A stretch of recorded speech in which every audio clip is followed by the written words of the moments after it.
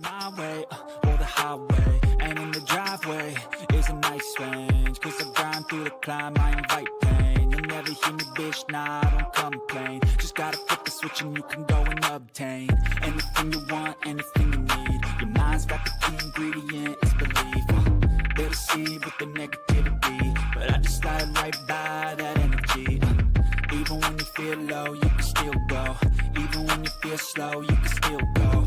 Even when there's no hope, you can still go. I never answer to no, man, I still go. Go, go, go, go, go, go, go, go, go, go, go, go, go, go. Good afternoon, everybody. What's going on? It's Ryan Anderson here at the Gallop Out, joined by Jackson Muniz, who is drinking a clear liquid that I could only hope is water. Jackson, how you doing? It's noon on a Tuesday. I can confirm it is water. It's not vodka, so chill out with that. Doing good. Obviously, Thanksgiving week, always exciting, and this is a really fun week of racing. Obviously, we have Churchill Downs. They have a really good card Friday, Saturday, and Sunday. And then the Turf Festival at Del Mar is always really great, too. So really looking forward to this week. Big week of racing. I just wrapped up a recording with Jason Beam for a Twin Spires podcast that he does every week. And we were talking about how after the Breeders' Cup, it seems like everybody kind of winds down, but Thanksgiving week often gets overlooked. I mean, you have excellent racing.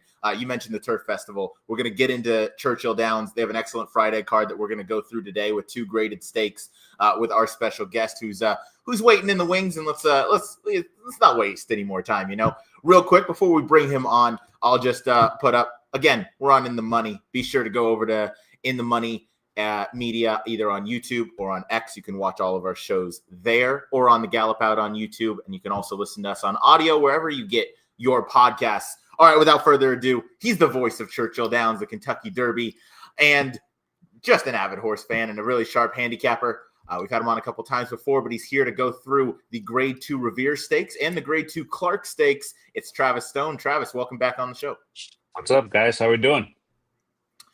We're doing well. Always a good time out here. Always good when we're getting to talk horses. We're talking about Thanksgiving week right now and how the racing is really high caliber. You guys have an excellent week of racing going at Churchill Downs. You guys start tomorrow, Wednesday, and go through Sunday. Other than the Clark and the Revere Stakes, how fun is Thanksgiving racing for you? It's a extremely long week. We have 10 races Wednesday and then 12 every other day. Thankfully, we start a little bit early on Thanksgiving, but we still run 12. So it's just a long day. And from when you call races, as you may or may not know, we try and memorize the silks. And after about 100 horses, it gets kind of difficult, So, but it's fun. In fact, if you were to ask anybody around Churchill, obviously the Derby's the Derby, but I think everybody's favorite day is Saturday. It's just you just never know what you're going to see, and that the fields this year are massive. I mean, massive, and it's going to be chilly / cold. For you, it could be freezing because you were complaining about a little bit of rain. I mean, we had inches of rain last week, but it should be, in terms of track condition, at least pretty good. I mean, fast, I would say good to firm. So. Unless more rain comes in, which I guess you never know. But, yeah. You never know, but that does sound like a fun week of racing out there. 12 races a day outside of the 10 races you have card tomorrow. That's a lot of races. So props to you for being able to memorize all the silks and all the horses in there. I know that is not a short order. But we have a couple fun races to go through today. Grade 3 Revere Stakes going on the grass for the 3-year-old fillies. And then, of course, the main feature kind of the fallout at Churchill Downs is the Grade 2 Clark. I feel like that race should be a Grade 1 with the kind of the names it attracts. But regardless, they're going 9 furlongs on the main track for 3-year-olds and upwards. But we'll just start with the Revere, and we're not doing top picks or anything, but we are going to go through the field. And we'll start in the Grade 2 Revere going the mile and a 16th on the grass. We'll start with your morning line favorite, who also drew the rail, coming off of a very nice win in the Kiwi 2 Cup at Keeneland just about a month and a half ago in Lush Lips. Travis, I'll get your opinion first. Obviously, I think a well-deserved favorite for this 3-year-old crop of fillies. Pretty strong group that this attracted, and obviously that last number was her strongest on the page. But in terms of her run style, she seems pretty versatile. What do you make of her chances in here? She gives me PTSD because I played in the handicapping contest at Keelan in October, and this was the Friday event, I believe. I think this race was no, but this race on either way. We were in the running in the hunt, and I kind of faded her a little bit, and it was a huge mistake. My girlfriend really liked her. Should have listened. That's word of advice. Anyway, she's had a pretty good trip in there. I liked Opulent Restraint to kind of wire the field, and Lush Lips just sat right off her, inherited the lead. I was encouraged by how Laura Lynn came back to run in New York the other day. But I will say, like, on form and on paper, her most recent race is a little bit dressed up, in my opinion, with how soft the trip was, for what it's worth. And the inside is not necessarily bad at Churchill. I do believe you want to be a little bit farther out on the turf making moves. So I don't know, maybe a couple of little knocks there for a horse that figures to be a fairly short favorite, but she obviously can win. She's very talented. Definitely. You brought that up, Travis, because this is the first year I've like followed Churchill basically day in and day out. And it seems like this turf course, more than nearly every other turf course in North America, like you don't need to necessarily save a ton of ground. Like it seems like you can be 2 wide, 3 wide, and still be pretty effective from those outside paths. I believe that when rain hits this turf course, it gets a little bit deeper down inside. If you remember on Oaks and Derby this year, obviously it rained way too much, but a lot of the horses that moved inside and made moves inside kind of sputtered, and their subsequent form flattered it. And the opposite as well. Horses that kind of won races rolling on the far outside, they didn't come back to run nearly as well in their subsequent starts. And so I think the results bared that out. The turf course at Churchill's not a crown. A lot of turfs are crowned, meaning it's kind of like it's a half circle. This turf course is a slant down to the rail. And I don't know if that plays a role in it. I mean, it's got state-of-the-art draining, so much so they have sensors where they can tell how much moisture is in certain parts of the track. I mean, it's Cool. very sophisticated, but I don't know. I just go by what I saw. And like on Derby weekend, when it got wet, it was deep down inside. And even this past week, when we got back onto the turf course, horses outside did fine. That's good to know. Jackson, Travis also brought up a good point. That last race in the QE2 Cup, and you and I have talked about this, where Lush Lips sat that perfect trip. Pretty soft trip in there, and that resulted in a career best buy for her. What do you make of her chances, as well as her run style? Because she's kind of shown that she can be placed wherever and always have that run with her. Well, she's definitely the horse to beat in here, and I do agree with Travis. I think she got a perfect trip in there. There's no doubt about it, especially the way the race unfolded. The issue is she could get a perfect trip in this spot again because there's really not a confirmed front runner.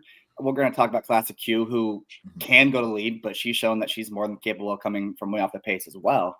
And the same goes with Lush Lips, and same goes with a few of these other long shots we're going to talk about. It just seems like she's at her best when she's able to get forwardly placed, and it sure seems like she's going to get that trip on Friday.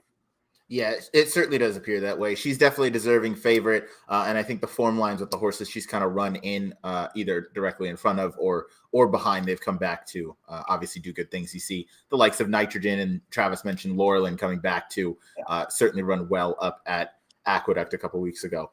A horse coming in off of another career best performance is drawn to the outside in the number 2 Fast Market. Just won the Grade 3 Pebbles Stakes yesterday. Yeah, thank you. Saturday. Or 2 days ago, Sunday. Probably just not going to run. Probably not cross-entered in here. So I do believe they're going to run here. I bet Fast Market this weekend. I didn't realize that was the Pebbles race. I was just deep in it this weekend. But either way, Fast Market entered in here. I wouldn't be surprised. I would be surprised if she ends up running in here. But Travis, if she does show up, what do you make of her chances?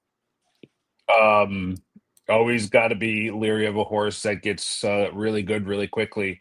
Once they find what they like to do, once they find their groove, you have to respect it. And obviously they found what she likes to do. She's probably going to like staying at home too on Friday, but you never know. I mean, stranger things have happened. We were talking about it on the TV the other day at Churchill. mentioning how remember, I think it was Willie Beeman ran back like less than 7 days to win the King's Bishop for Dutrow at Saratoga years ago. Horses that wheel back real quick actually have fairly decent records, but I have a hard time believing this one's going to do that. There's a ship involved here. It's not just walking out of the barn. Yeah, I would imagine it's a long shot for Fast Market to get in. But Jackson, just your quick thoughts if Fast Market were to do the ship and the turnaround in 7 days, which is not something we've seen a lot from, or 5 days, which is not something we've really ever seen from John Terranova. Yeah, we saw it all the time this summer at Kentucky Downs. Horses are capable of doing it if they make the starting gate. But I do agree with Travis. It's a little different, running right out of the same barn rather than shipping and then running again 5 days later. No doubt. We'll go outside. The number 3 Table Flirt coming off of a win on turf, win on the grass at Churchill Downs over this track at this distance in September of this year in a non-3 lifetime win. Switched back to the turf in that effort with Irad aboard. Junior Alvarado, who was the main rider kind of before the jockey switch last time out. Numbers maybe a little bit slow, but Travis, do you think this is a horse that kind of wakes up on the turf? And what do you make of her chances in here given the pace scenario? Well, I definitely think she's probably a bit better on turf. Her early career races broke her maiden on turf. I forgive the Appalachian at Keeneland. So she's incapable on dirt. I just feel like she's going to be up against it pace-wise, and there's probably a couple of others that get a little bit of a look in terms of deep closers at prices. But would it be a total shock if she snuck onto the ticket? The problem is she's probably sneaking onto a ticket with some short price horses. So I probably would say I'm ultimately against, Irad's riding elsewhere. So, I respect them taking a shot. This is probably the right next step for her, but she'll be up against it. Yeah, I definitely think that this is a reasonable spot to kind of try. Jackson, what do you make of her efforts off Lasix, which we're going to get on Friday, versus her efforts with Lasix? Yeah, that was my big key point. She's run 3 very poor races in her career and 6 good ones, and the 3 really bad ones all came without Lasix, so that would be a concern for me in this spot. She also got a really nice setup last time at Churchill against Blaster. It just seems like she's up against it against these. Yeah, it certainly could be, and I think 15-1 kind of reflects that. But hey, got to respect the barn for getting going. And hey, Bill Mott's back in the win column. I know he got a little cold there after Breeders' Cup, but he seems to be on the upswing again. We mentioned the number 4 Classic Q. We talked briefly about the pace scenario that's going to factor into Lush Lips' chances. Travis, the last 2 runs for Classic Q, given they were going shorter than this, last time, I know it's steadied kind of towards the start. I didn't think it cost her to get 11 lengths out of it, and I thought that that's certainly not her run style. Would you anticipate her being a major pace presence, as she's shown a lot of success when she is forward? I highly anticipate Jose sending her right out of the gate, and I think she's the one that's leading the way into the first turn. He's a very aggressive rider when the situation warrants it, particularly on turf. In my I don't have data that says that, but my anecdotal observations, I feel like, especially at Churchill, I've seen a lot of turf races where he just says, I'm going for it now. And she'll be very dangerous on the front end because there's not a lot of other pace pressure in here. I think the one thing that could maybe work against her, it is a big field. If somebody else decides to kind of get a little bit quick or, try and steal the race, this is Kentucky. Jockeys are not scared to set paces here. So I think that's something you got to think about. I put a line through the Kentucky Downs race, even though she ran well. And obviously, she ran behind a very talented horse, and she's so spicy. Kind of what happens at Kentucky Downs often just stays at Kentucky Downs. And she had every reason to not run last time, dropping double digits out of it, kind of lost contact with the leaders. She still came with her run. And perhaps that was actually just a sign that she's going to return back to the form she showed over the summer. So I think she's extremely dangerous in here. And if I were a tout on TV, like, Tony and Joe and some of those guys at Churchill, I'd probably pick her on top, thinking the wire job was coming. Absolutely. Jackson, I want to get your thoughts on the pace scenario here. And first, how can we get that mentality at Churchill for jockeys to be aggressive? How can we get that up to New York and across the country? Because we need more of that. We need paces in these races. But Classic Q, do you anticipate her going back to the front where she's done some of her best running? And what do you give her for chances? If I'm betting her, I would hope she goes to the front. I do feel like that's her best chance. That's her game. The Valley View last time, I know she finished second in there. I just wasn't that impressed with the field overall. It felt like she kind of clunked up into a race that fell apart a little bit. against a lesser group. Her last 2 races are just okay. I do think she needs to go forward here. Her best races were this summer when they put the pedal to the metal. They try to run those fields off their feet. That's got to be the game plan in this spot, especially as she gets a little bit more distance into this race, because she's always been a little leg leery weight as she gets more ground to work with. So I think the way you combat that is just to go fast as you can early, drag everyone else along with you, and try to negate their leg kick. You brought up a good point there, and Travis, I want to get your thoughts. When you have a speed horse like Classic Q has been in the past, do you want the jockey to use that speed and stretch the field out early, or kind of ration that speed hoping that they have enough late? Like, what do you want to see her go maybe to the half mile in order to, what would be, what would be the best? I won't put it in fraction terms. I'd put it in margin terms. Like, okay. Be more than a length clear. Just like, be clear. Get everybody else off the bridle. Make them work to keep up. They come off the bridle. You've been loose on a uncontested lead with no pressure. That's how you win these things. It's so infuriating to watch advantages get mitigated by overly patient, cautious, scared to press the gas riding. I mean, nothing is more infuriating than a horse that gets away with a nice, easy lead, and then on the far turn, everybody's within a half length because they're trying to back down. That's not how you win these things. You just got to go. Get them off the bridle. So Jose does that. I'm telling you, Jose does that. So that I'm anticipating that here. Me too. He's certainly not afraid to open up, and he has before. If you look in this horse's run lines, that second to last point of call, he's been clear by at least a length in when you look to those efforts 3, 4, and 5, 3, 4, and 6 back, where the horse has had a lot of success. So we'll keep it moving. We'll go to the outside. Bit of a long shot in number 5, Sea to Sky for Cherie DeVoe. Does put the blinkers on for the occasion. She's going to need to step up on numbers, and I think this is definitely going to be her biggest class test. But you do get a jockey upgrade going from Luis Rivera at Belmont at the Big A now to Brian Hernandez. You give her any outside chance to maybe round out the trifectas, Travis? I mean, I think third's always up for grabs, but it's not a horse I'd be excited to single in on as an underneath candidate. I just think there's other stuff in here. Yeah. I'm with you. Jackson, any thoughts on number 5, Sea to Sky? I bet her last time. She didn't run very well, but I did better. She's against it easy. Yeah, she's in a lot tougher. I think the same can be said for the number 6, Princess Attitude, but she has been maybe a little bit more forward in a race. And we mentioned there's not a whole lot of pace in here. Christian Torres can sometimes be aggressive. I don't know your thoughts on that, Travis. Do you think maybe the fact that Princess Attitude has some forward ability to her, maybe that lets her hang around late? I actually think she's more of an underneath horse than the 5, just because she's a little more consistent. If you look through her PP, she does have a couple of clunkers here or there, but for the most part, she comes with her run at some point. She's going to be a huge price. She does have a nifty second to the 7-5 favorite on paper back in June here. So you know that Churchill's not necessarily a negative for her. She'll be huge odds as well. She is going to be huge odds. A horse that also shares those common running lines with Princess Attitude is the number 7 Bracelet, one that switched to turf and made that turf debut a winning one under Flavian Pratt that day. Trained by Brad Cox, comes in here. You get Irad Ortiz. That's certainly not a downgrade in the saddle. Was on Lasix that day for the win. Comes off Lasix here where she has not yet won, but she's only really run twice, both of those earlier this year at Turfway. Travis, do you give this one any chances, and do you think this one's going to factor early in the pace? I don't think she'll be 10-1. I think she gets bet because of Brad and Irad. I think she'll be forward. I don't anticipate her going toe-to-toe with Classic Q, Jose, and Irad.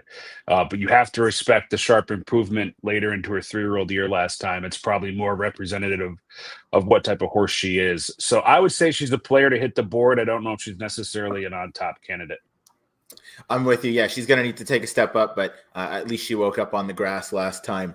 A couple more horses to talk about. The number 8, Something About Her. Brendan Walsh trains this one. Axel Concepcion aboard to ride. Those recent turf efforts, certainly a step up from what we saw at Woodbine and Turfway earlier in the year. Jackson, coming out of the Valley View Stakes last time out, going the mile at Keeneland. What do you make of that? What do you make of that effort? Ran behind Classic Q, who we mentioned was kind of out of position and out of touch with the field. Came with her run late. What do you make of Something About Her in here? Yeah, I thought the last race was just okay. I kind of talked about it with the Classic Q race. It was kind of a bunch of long shots on the front end, so the pace kind of fell apart. she got the jump on the deeper closers and kind of just ran in place. It seems like she's a horse that really needs things to go her own way to have a shot on the win end at least. I do think she's an exotics player, but I don't need her at 8-1. I'm with you, Travis. This feels like a good horse to kind of round out some tries and some supers. She's kind of a plotter. She doesn't have a huge explosive turn of foot. Jackson mentioned you kind of need the race to fall into her hands in order for her to win. Do you give her any kind of an outside chance to pose an upset here for Brendan Walsh? And if I were playing trifecta, she'd be a horse I use in the group that's going to round out something, but she would not be a key on top or underneath. Purely because last time you got 35-1 on her, and you're going to get a third of that today, if not a quarter of that today. And it's unfortunate because last time was the time to have her for sort of the underneath key, as opposed to this time. Now you're looking at, I mean, she stacks up well in here against some of these. So like getting the board is not necessarily a stretch, and she's just not going to offer the price. Yeah, we missed the wedding last time at the 35-1. That's a good point there. A couple more horses to go through. Travis, we'll keep it with you. Maybe a little bit of the now horse in the stars, just coming off a couple nice wins. One at Kentucky Downs, which we said, you know what happens at Kentucky Downs stays at Kentucky Downs, but did back that up with a nice allowance victory next time out. Has 3 really strong efforts on turf. What do you make of her chances? It's a very good turf horse. This is a huge price for a horse and a rider that probably get a little bit aggressive coming out of the gate to get position.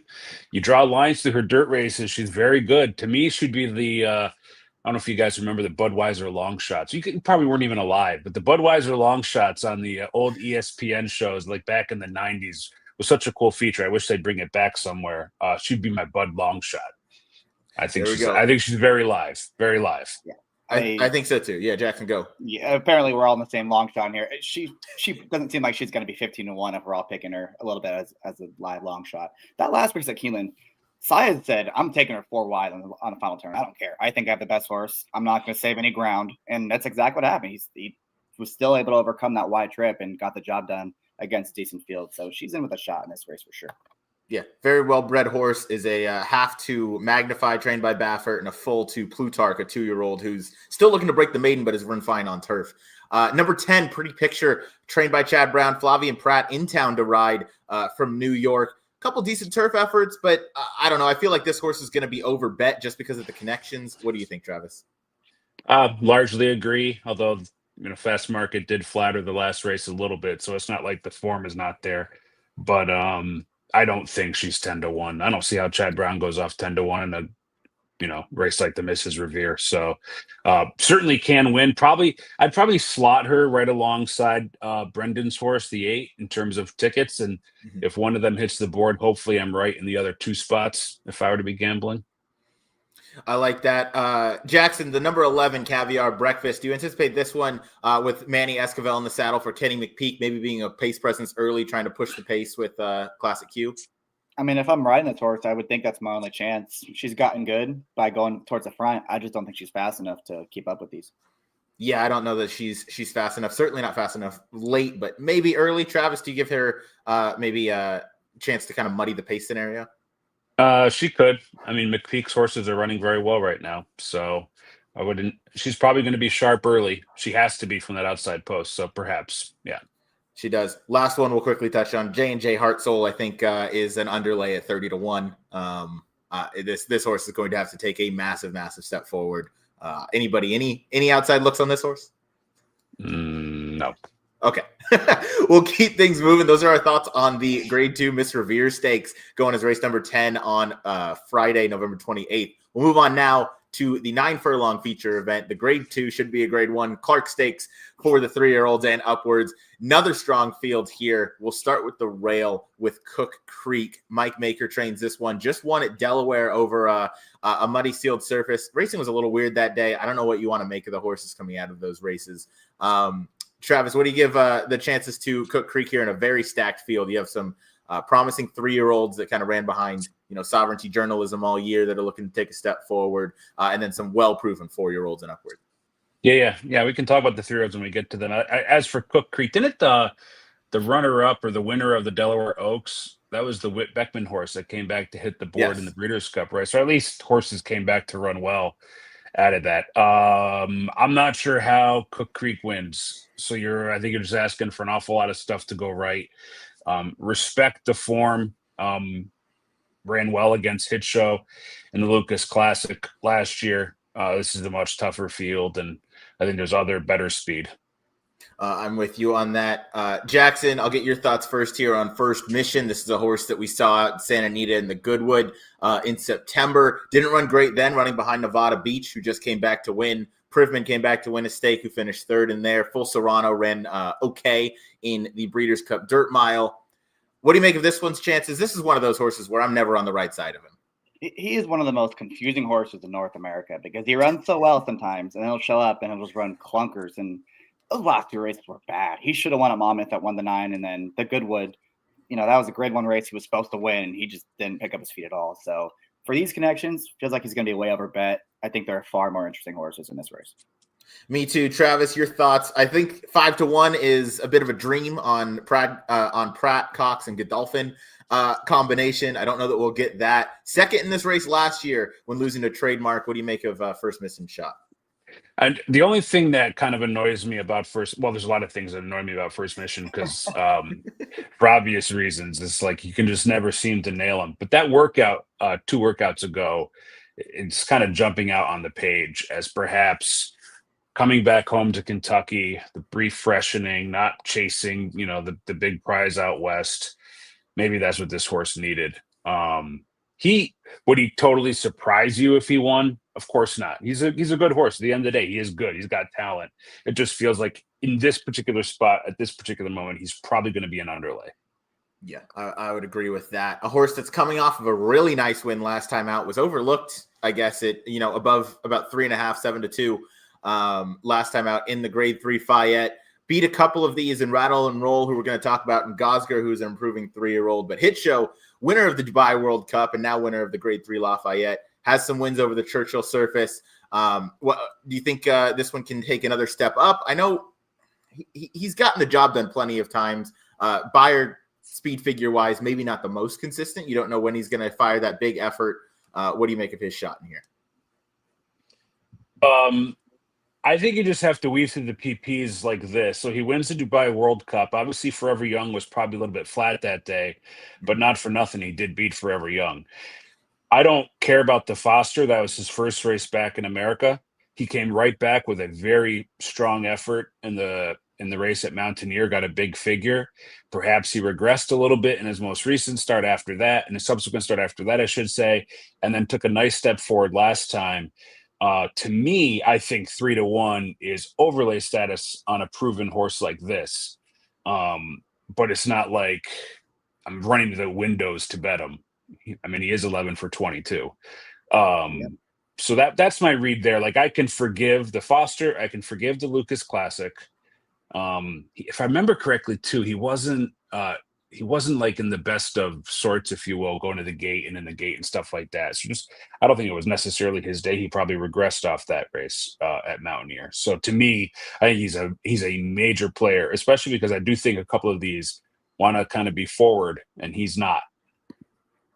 Jackson, that's a good point that Travis brings up at the end, that he's not one that wants to be forward but can come with that run late. What do you make of the chances of Hit Show and then the value that you can get to you, whether you like the 3-1 or you think that he's going to be lower come post time? He's certainly the horse to beat. There's no doubt about it. He's on his best day. He's very good.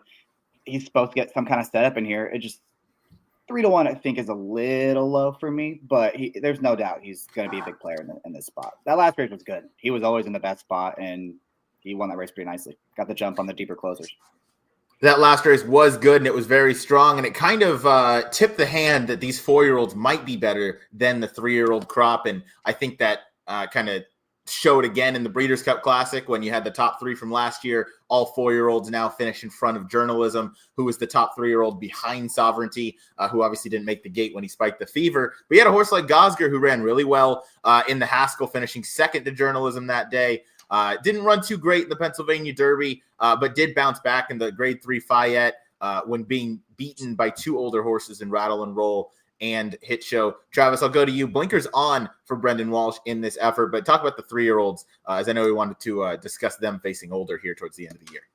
Yeah, no, I'm against, because I think it's been proven. And I would never engage in this discussion on Twitter because it's just a gaping hole of nothingness. But I don't think Sovereignty would have sniffed Forever Young in the Classic. I mean, I hate to say it, but it is what it is. I think the older horses were better and have proven to be better. Journalism ran his race. Journalism ran very well. He was beaten. Baeza had a weird trip, whatever. But even in the non-Breeders' Cup races, some of these 3-year-olds have not stacked up. I tweeted about it after one of them. I can't remember which race it was. It might have been the Fayette. It's just they're not necessarily panning out. So to me, I'm against. The one thing I'll say about Gosger is the Haskell was a big effort. The PA Derby was the regression off it. The Fayette was a step forward. So theoretically, he is sitting on another forward move in here. I don't love the blinkers and Saez in the race that has some speed. And ultimately, I just think, I mean, if you said you could get 3-1 on Hit Show or 4-1 on Gosger, I think the bet all day long is 3-1 on Hit Show. Yeah, I would agree with that statement. Jackson, your thoughts? I don't know. I feel like if someone wants to tell me that Gosger ran just as well as Hit Show in the Fayette, I wouldn't disagree. He was always on top of a fast pace. He was 3 or 4 wide throughout, and he only finished a length behind. So I view him pretty equally in this spot. The blinkers going on, I think, is interesting. I did watch his most recent workout with the blinkers. He got trounced, but he's always been a really poor workhorse, so I don't know what to necessarily make of that either. 4-1, I think if you like him, is probably a decent price. I just wasn't sure where to go with him.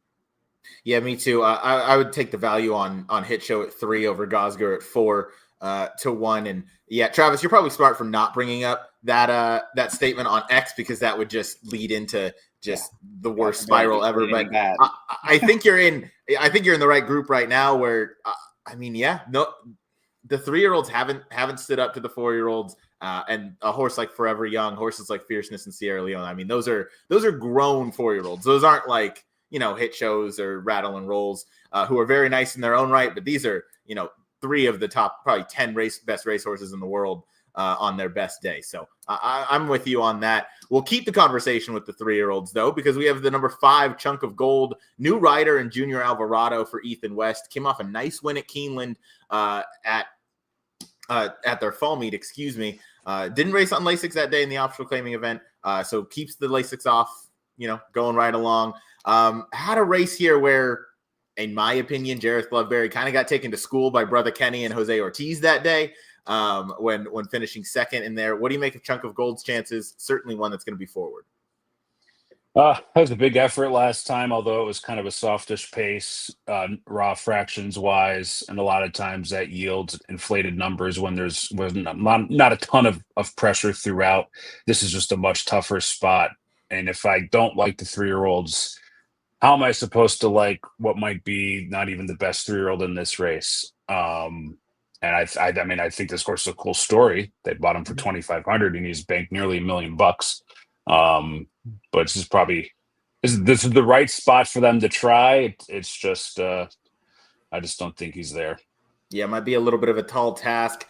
Jackson, I'll get your thoughts on the number 6 Rattle and Roll. 3rd start of the form cycle since coming back from Dubai earlier this year. Ran in that same Lucas Classic that we talked about earlier, and then came right back in the Fayette, finishing in front of Gosger, behind Hit Show. What do you think of this runner, 3rd off the bench now for Kenny McPeak?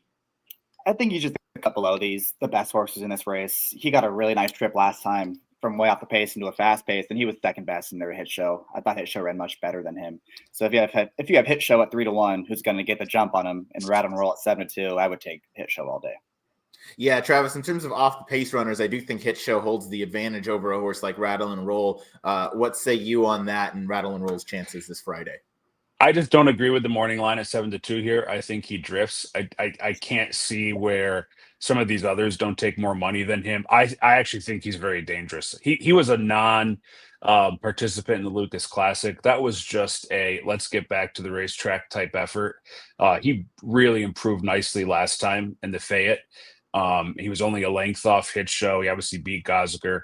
He needs pace to go his way. But this is a horse that won this race last year. And now he's 3rd off the layoff with an improved effort, 2nd off.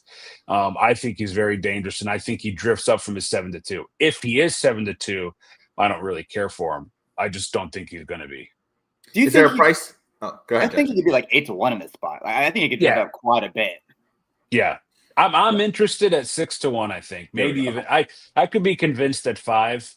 If like first mission's going off real short, right, then I'm in. But I'm definitely interested at 6, and I think you're right. I think you can go up to 8. Yeah, this is certainly one that could drift. A horse that we won't spend too much time on, the number 7, Houday. I'll just open this up to either of you. Anybody have give this one even an outside remote chance? No. Okay. Willie D's, the number 8, another Mike Maker entrant in here, along with Cook Creek, who's down on the rail. Another one that figures to be forward early. I feel like the others are just kind of a cut above. Would you guys agree with that? Base presence. When he gets things his own way, he's pretty good. He's just not getting things his own way in this spot. There's no way. Yeah, I mean, Maker's not going to duel with Maker. I don't know. I kind of find one of these to maybe be maybe one of them scratches. Like, put it that way. I don't know. Yeah, I always think it's a little strange when a trainer enters 2 and they have the same run style. Because obviously, yeah, you mentioned they're not going to duel with each other. All right, last horse that we'll talk about, getting the jockey. Getting reunited with jockey Jose Ortiz is the number 9 Magnitude. Showed a new dimension last time in the Pennsylvania Derby, running one of his stronger races from coming off the pace. Travis, this is another 3-year-old going against these, but this is maybe a little more of an underexposed type in terms of what we've seen from him, because obviously he had a big break from February to July. What do you make of the chances of Magnitude, especially after that last race showing maybe a new run style? Yeah, I think he goes a little bit higher than 9-2. He also could get bet in here because he does have some angles. I thought that the Pennsylvania Derby was not as bad as it might look on paper. And with all due respect to Ben Curtis, flipping to Jose is not nothing. The issues, though, are he's drawn outside and there's other speed in here. And if you look at his PPs, his best efforts most certainly have been when involved or on top of the pace. The PA Derby was one thing because he did come from off it a little bit and he had a little bit of a weird trip. And that might be the one thing in this entire PP profile that I'm thinking like maybe there is something more here because his Risen Star was stout. His Iowa Derby was stout. I don't know what to make of the Travers, but at least he bounced back off that. Maybe he bounced off the Iowa Derby or what have you. So he's the wild card. This might be a horse I'm like excited about for a 4-year-old because I think Steve Asmussen is as good as it gets at developing dirt horses for long, successful careers. That'd be my read there. Yeah, your last point is something that I was thinking as well. Is just I want to see this horse next year as a 4-year-old. I do think he's really going to kind of come into his own and grow up a little bit because we haven't seen a whole lot of him this year because of that big break due to injury. Jackson, is there a price on the number 9 Magnitude that you would consider playable, whether it's at 9-2, maybe below if you really like this horse, or what are your thoughts real quick as we wrap things up? I think he's the horse to beat. I think I would take 3-1 on him. He's run 3 of his last 4 races are numbers that are fast enough to beat this field, to beat everyone in this field. And I love what he did last time in the Pennsylvania Derby. I know it came at Parks, so maybe to take it with a bit of a grain of salt. But that new dimension is something he had never shown before. He was always a needly type to run well, and he did not get a great trip in there. He's always behind horses. He had to weave his way in and out and still got up to finish second in there. So I think he's pretty live in this spot if you're willing to. I don't know what happened in Saratoga. That race was so bad, but his other races besides that are excellent. If you really like him, you have to bet him because if he wins this, you're never getting a good price in him at all next year because there's no older horses next year. Like this is it. He would be the one. Yep. I mean, there's a couple. Obviously, if Sovereignty comes back, but yeah. We see your point for sure, though. It's an hour. Like this would be the wedding if you ever wanted on Magnitude. Because I'm with you. If he wins this, we're never going to get that price again. Thanks for saving my second wedding with him because I thought the Travers was the first, but that clearly didn't happen. We did think that, but Andy Serling also picking Magnitude made us all know that when the 3 of us all thought we were wise guys, that horse had no shot. But and our friend Matthew will never let us forget it ever. No, he will not. He will not. But hopefully, we see Sovereignty come back as a 4-year-old. We're going to see Baeza. We'll see journalism. Magnitude, obviously, hope he's part of that scene. Same with Gosger and some others in here because I think that they could maybe make up a very strong 4-year-old division if they improve. But Travis, thank you so much for the time. I know we said 30 minutes. We went about 39 minutes and 40 seconds. But thank you for the time. I know you have a long week going this week with I don't even want to do the math on how many races that is because I'm sure you already know in your head and how many you have to prepare for. So thank you again for sharing your thoughts on the Grade 2 Miss Revere and the Grade 2 Clark Stakes. Are there any other races this week that you're looking forward to? And take a look at that Saturday card is stout, and the Goldenrod and the Kentucky Jockey Club are very good heats. Very good heats. Further ado. There's some runners in those two races I think we'll hear from down the road. So that's like maybe 180 races from now, Saturday. But yeah. It'll be here before you know it. Travis, thanks so much for joining us. Enjoy your week. Happy Thanksgiving to you. Hope you're able to have some Thanksgiving-related festivities after the races on Thursday. Thank you, everybody, for watching. This has been Ryan Anderson and the Gallop Out. My co-host, Jax Muniz.